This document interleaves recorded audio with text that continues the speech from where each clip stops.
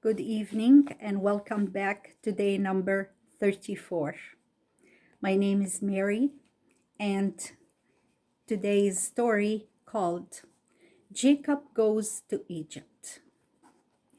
So Joseph's 11 brothers went home to their old father with the glad news that Joseph was alive and was ruler over the land.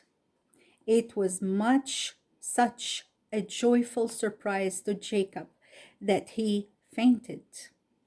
But after a time, he revived, and when they showed him the wagons Joseph had sent to bring him and his family to Egypt, old Jacob said, "It is enough. Joseph, my son, is alive. I will go and see him before I die." Then they went on their journey with all their wives, children, servants, sheep, and cattle. They stopped to rest at Beersheba, which had been the home of Isaac and Abraham, made offerings to the Lord, and worshipped. That night the Lord appeared to Jacob and said to him, "Jacob, I am the Lord, the God of your father. Fear not to go down to Egypt, for I will go down with you. There you shall see your son Joseph, and in Egypt I will make of your descendants a great people, and I will surely bring them back again to this land."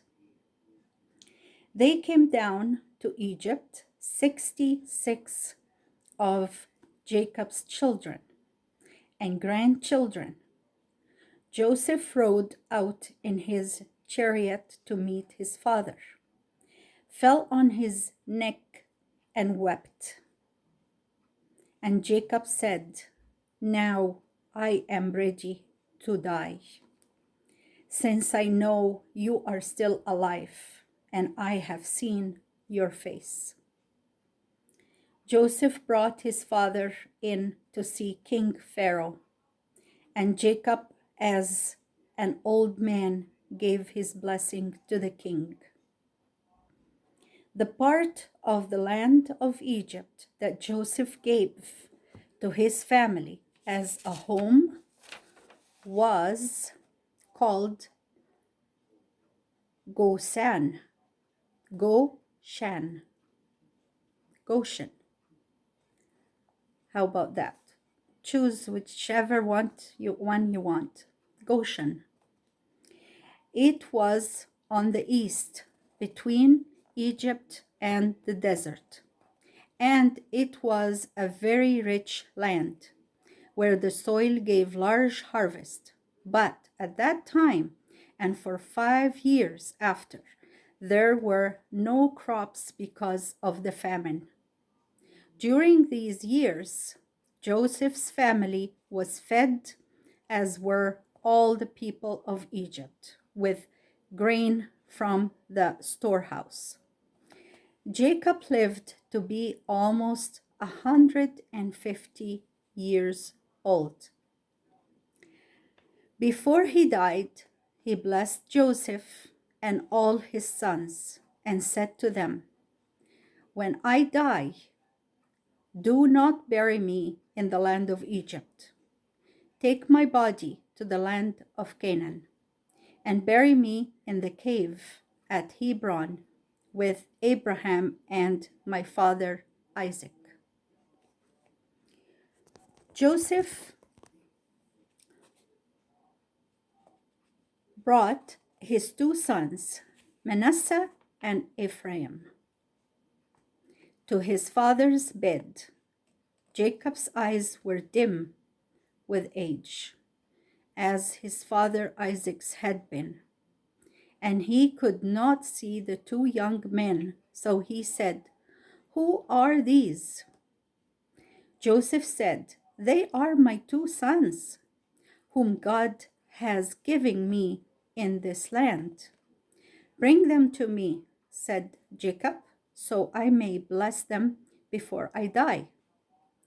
Jacob kissed them, but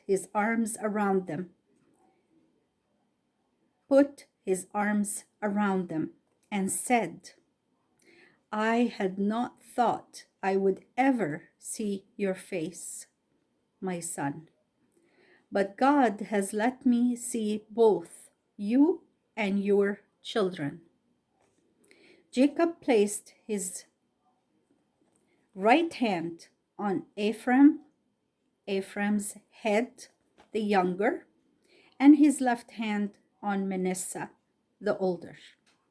Joseph tried to change his father's hands so his right hand would be on the older son's head, but Jacob would not allow him, saying, "I know what I am doing.